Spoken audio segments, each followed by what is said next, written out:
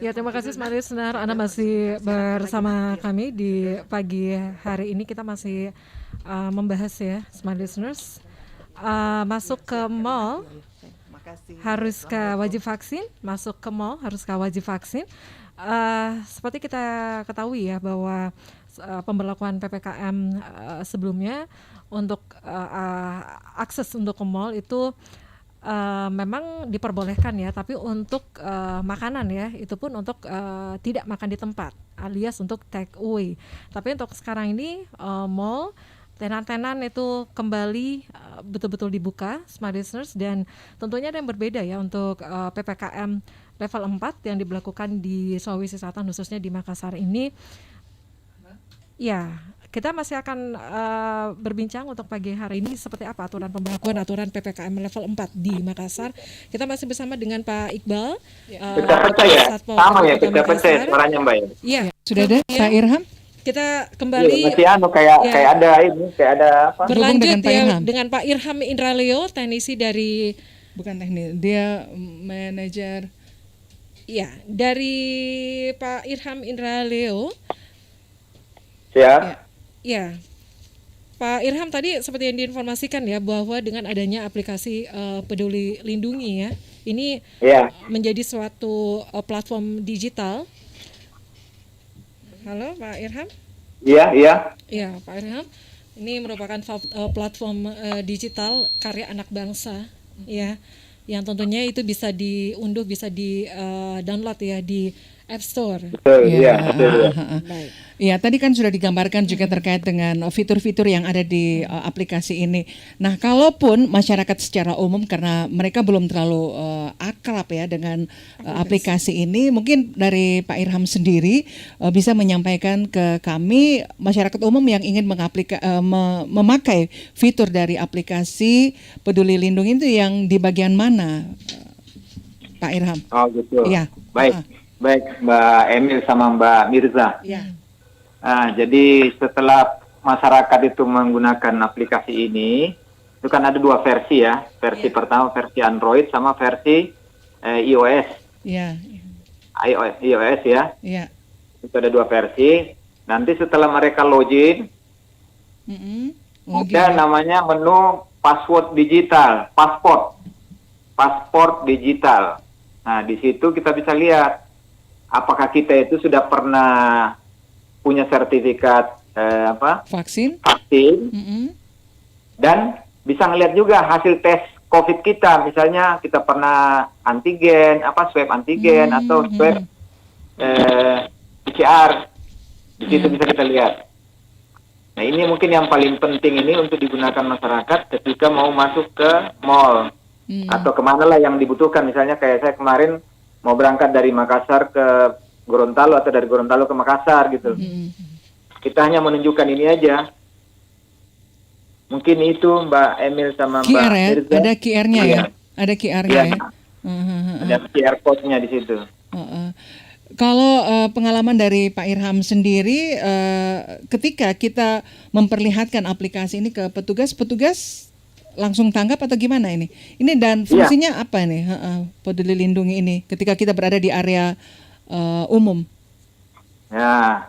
Sebenarnya dari inti aplikasi ini kenapa sih perlu aplikasi Peduli Lindungi itu? Yaitu satu, mereka ini untuk melindungi masyarakat dari kemungkinan terpapar virus corona. Yang kedua, membantu pemerintah dalam mengatasi penyebaran virus ini. Ya, karena itu tadi ya, ada tracing dan trackingnya itu ya. Iya, jadi kalau dari sisi pemerintah, aplikasi ini sangat bagus untuk apa? Untuk mendeteksi tracking ke mana aja sih kita ini bergeraknya.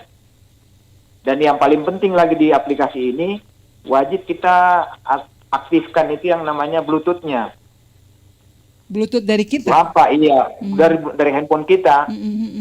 Supaya ini gampang mendeteksi orang-orang yang ada di sekitar kita. Ya, orang-orang yang ada di sekitar kita yang menggunakan aplikasi yang sama tentunya. Jadi kalau saya boleh bilang begini, aplikasi ini ibaratnya dengan kendaraan mobil lah. Kalau nggak diisi bensin, pasti nggak bisa dipakai. Kalau nggak ada supirnya juga, nggak akan bisa dipakai juga. Jadi sama aplikasi ini juga begitu fungsinya.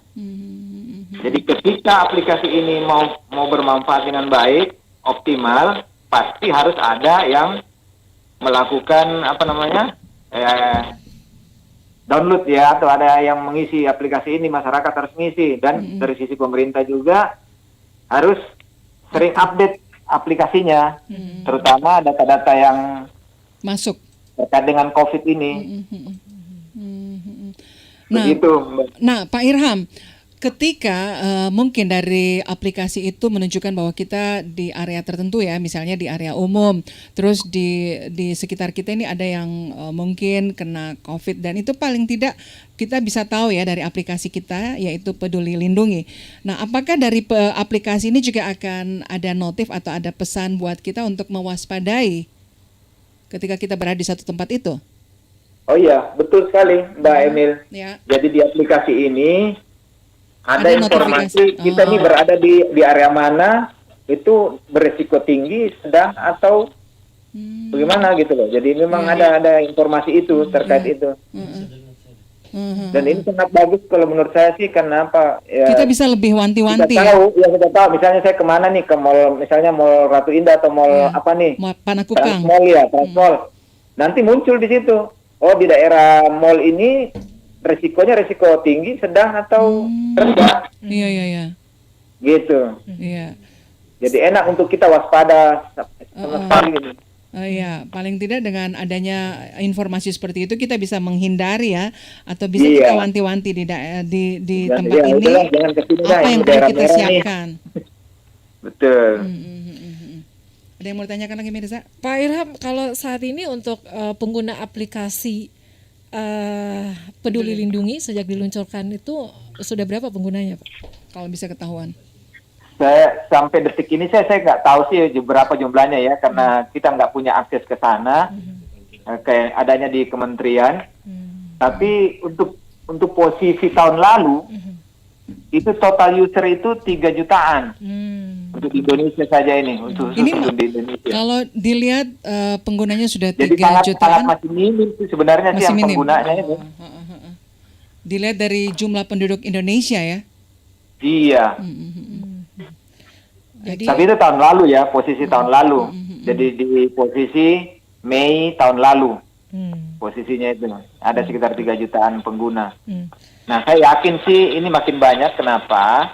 Karena makin banyak orang yang vaksin. Nah, otomatis ini penginputan datanya itu langsung ke Peduli Lindungi, walaupun misalnya kita sebagai masyarakat ini tidak download ya, tidak menggunakan Peduli Lindungi, tetap pemerintah itu yang memvaksin kita menginput ke Peduli Lindungi, gitu loh.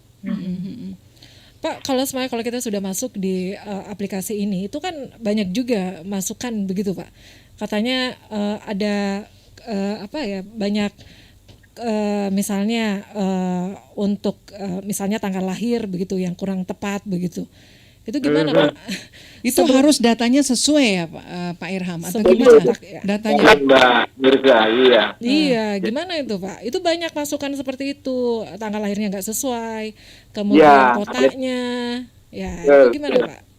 Jadi sebenarnya ini Untuk kan cuma penginputan aplikasi, datanya, ya. ini hanya aplikasi di mana siapa yang menginput, kalau dia inputnya salah ya itu yang akan tertera di aplikasi itu. Tapi nggak ada masalah sih kalau menurut saya. Kenapa? Toh data itu data kita punya. Jadi untuk pembetulannya gimana, Pak? Karena kan sebelum kita mencetak Pembetulannya sertifikatnya, nanti masuk di vaksin berikutnya. Jadi kalau yang vaksin pertama itu kita nggak bisa dirubah, nanti masuk ke vaksin berikutnya baru bisa dirubah lagi datanya gitu loh. Pak, selain masuk di aplikasi ataupun websitenya, itu kan bisa juga ada call center gitu ya, yang bisa dihubungi ya? Ya, ada call centernya juga, iya, betul. Kalau boleh disampaikan, Pak Irham, Call centernya kalau untuk sebentar. Peduli Lindungi ada ya? Iya.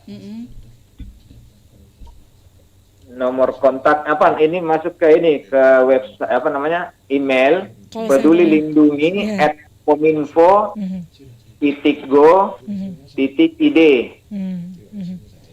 Itu kontak kontak centernya mereka itu. Peduli Lindungi Peduli Lindungi @kominfo.go.id.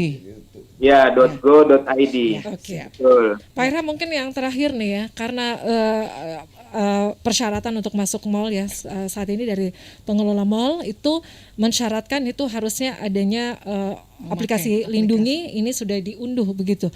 Nah, kira-kira untuk bagaimana aplikasi ini bekerja, Pak? Jadi pengunjung datang ke mall itu bagaimana, Pak, untuk aplikasi Peduli Lindungi ini?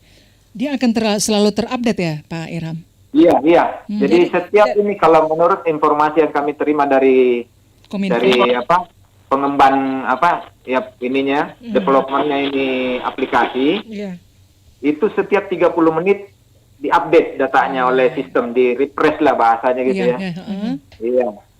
Jadi setiap orang yang mau masuk ke sana setiap 30 menit ke depan ini terupdate lagi gitu datanya. Jadi kalau ada perubahan-perubahan di situ dan direkam oleh mereka.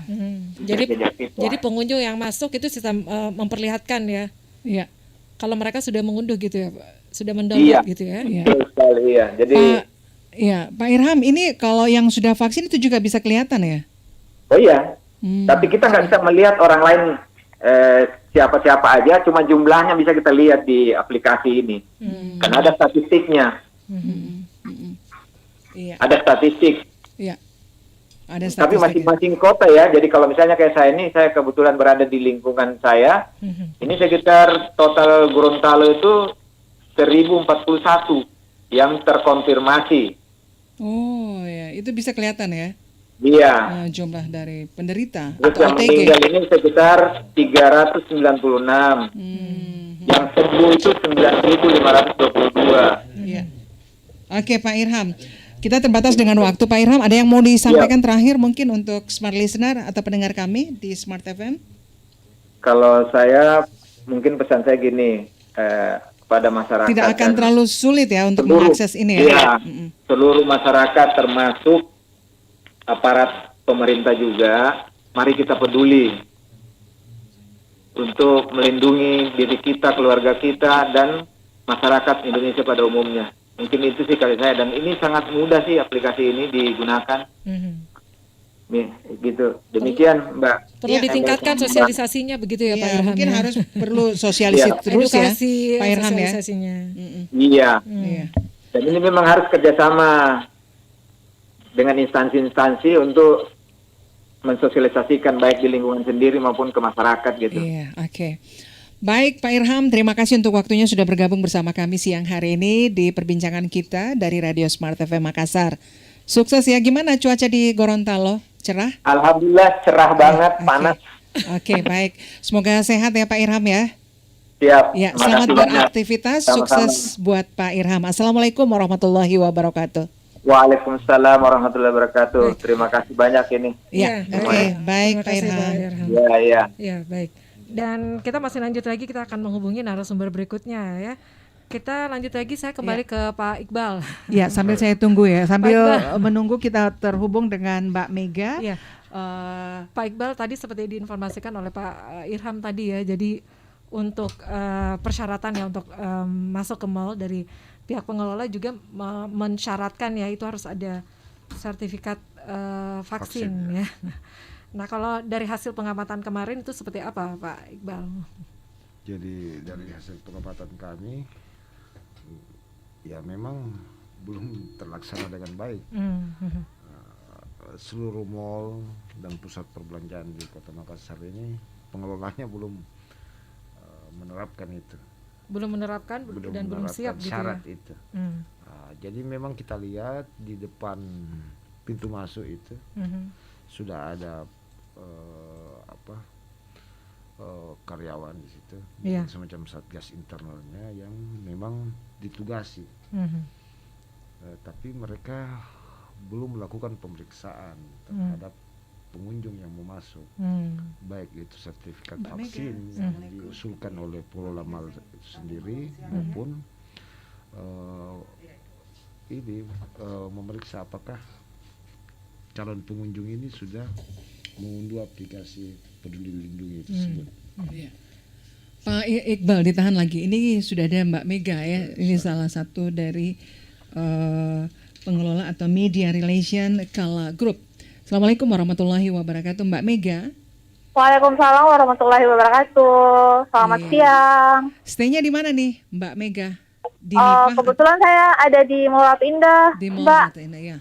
Lagi ada kegiatan vaksin juga, Mbak, di Mall Ratu Indah siang hari ini. Ramai ya. Ramai berarti ya. Alhamdulillah cukup ramai.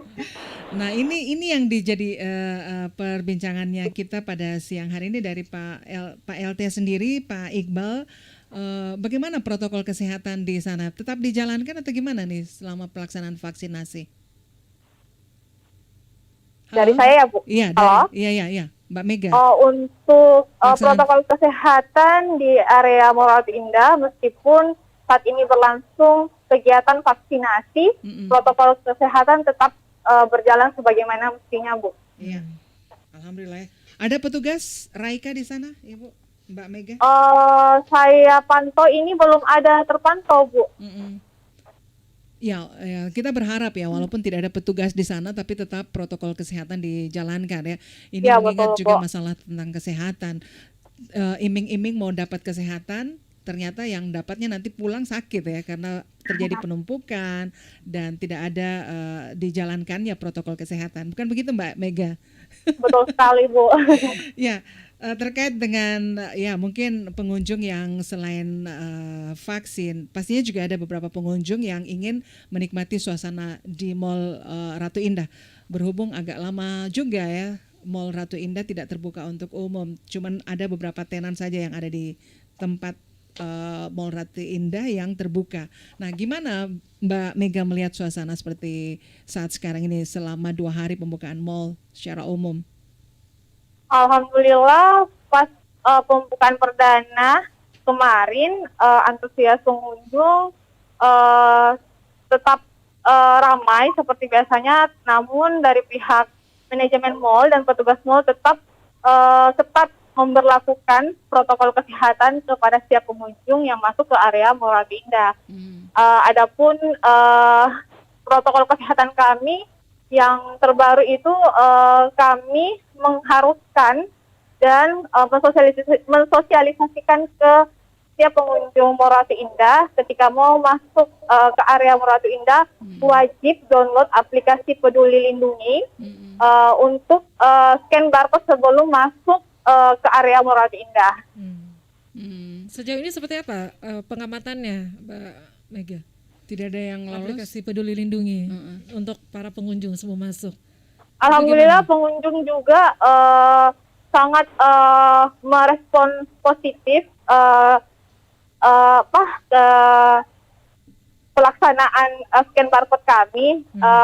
Setiap pengunjung yang masuk ke area Mall Ratu Indah dengan secara sedia langsung mendownload aplikasi Peduli Lindungi dan melakukan scan barcode. Karena alhamdulillah saya lihat masyarakat Kota Makassar agak sudah lebih sadar akan protokol kesehatan, untuk lebih sadar untuk mengurangi tingkat penyebaran COVID-19. Tapi selama pada saat berlangsung ya untuk itu kan pada saat untuk pemberlakuan pemeriksaan ya Peduli Lindungi itu di pintu-pintu mana saja di Mall Mari? Di setiap pintu Mall Ratu Indah. Di Mall Ratu Indah kan ada 3 pintu, Mbak. Ada pintu Makassar, pintu Bugis, dan pintu Toraja. Jadi setiap pintu kami sosialisasikan dan berlakukan scan barcode ketika masuk dan ketika keluar dari area Mall Ratu Indah. Ada petugas di situ ya? Ada Standby. petugas. Ada petugas yang monitoring dan mengarahkan setiap pengunjung mall, Pak. Paling tidak juga ada yang membantu ya untuk Ya. mereka yang mungkin belum terlalu tahu tentang aplikasi yang diberlakukan di mall tersebut. Ya betul, Mbak, karena setiap petugas mall mengedukasi setiap pengunjung yang mungkin belum mengetahui bagaimana tata cara menggunakan aplikasi tersebut. Mungkin di hari pertama kemarin itu agak terjadi penumpukan gitu ya, Mbak Mega ya? Alhamdulillah di hari pertama ramai tapi nggak ada penumpukan yang terjadi, Mbak. Iya.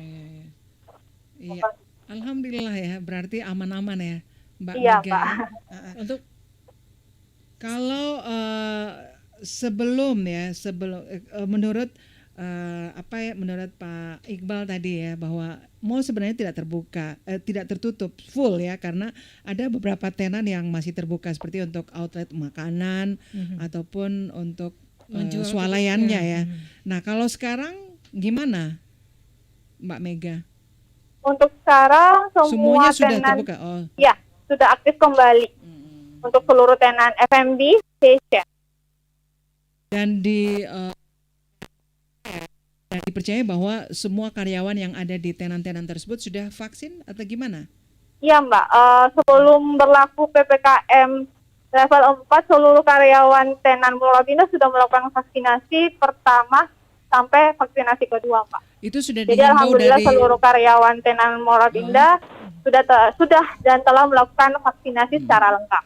ini himbauan dari Kala Group atau memang kesadaran dari teman-teman karyawan? Pertama ada himbauan dari Kala Group dan secara aware juga kesadaran para tenan ingin melakukan vaksinasi juga Mbak. Oh iya, iya, jadi aman ya. Aman. Iya, tidak ada pemaksaan maksud saya. Gitu Iya. kan, iya.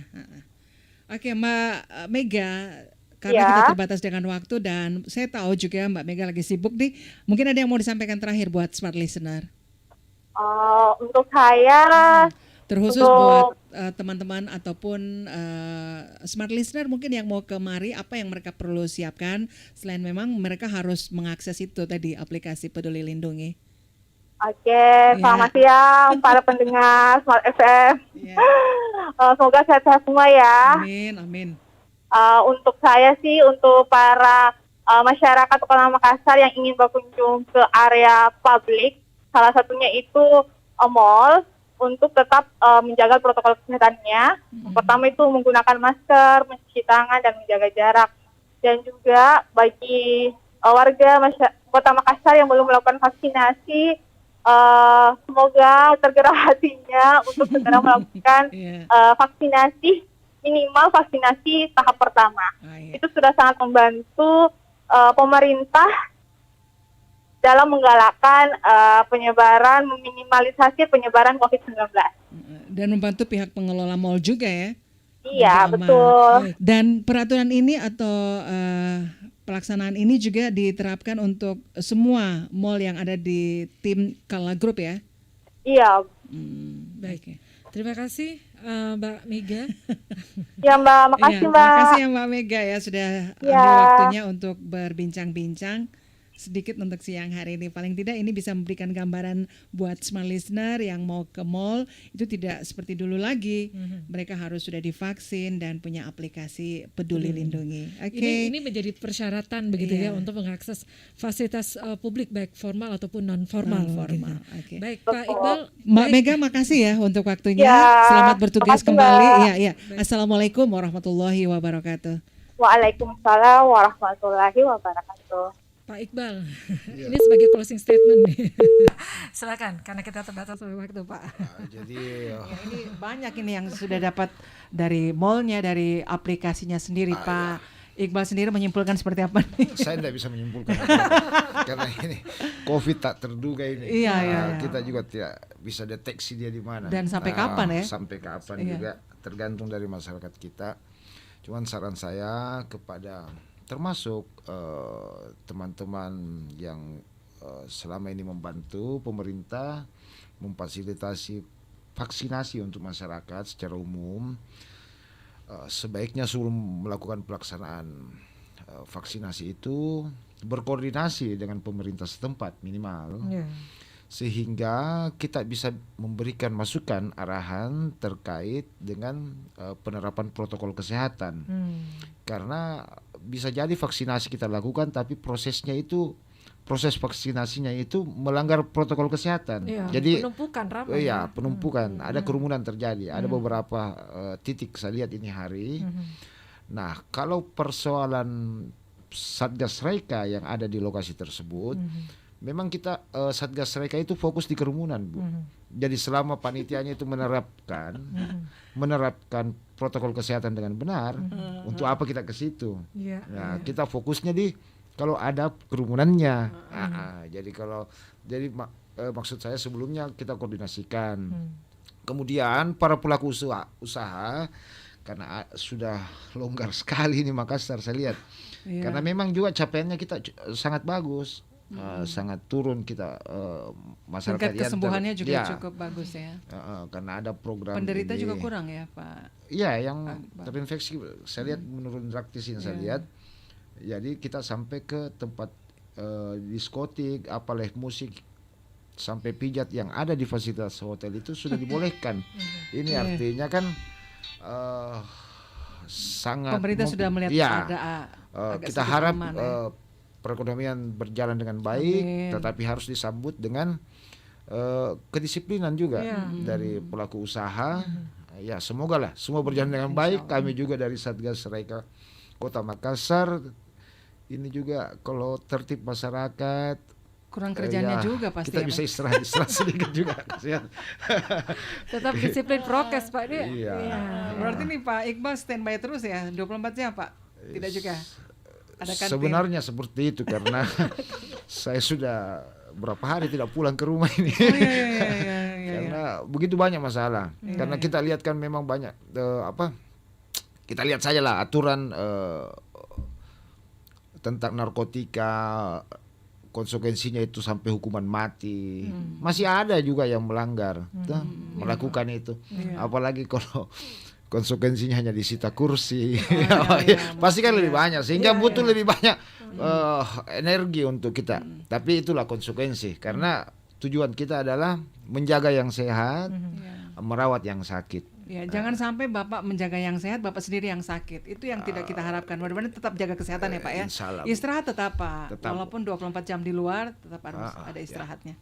Gitu ya Pak Iqbal ya. Iya, makasih. Jaga kesehatan Pak. Jaga kesehatan ya Pak Iqbal. Ini saya sudah pucat-pucat nih mukanya Pak Iqbal, kurang tidur ya. Juga, baik.